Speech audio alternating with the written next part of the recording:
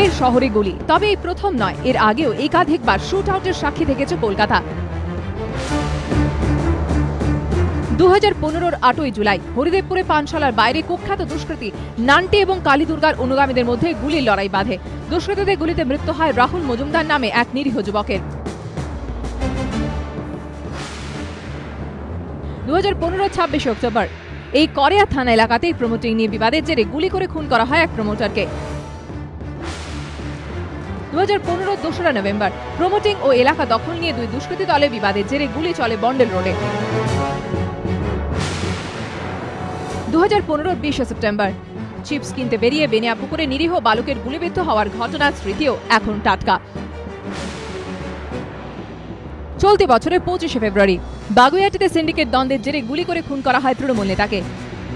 এবার তালিকায় জুড়ল বৃহস্পতিবার তিলজলায় শুট আউটের ঘটনা। এবিপি আনন্দ।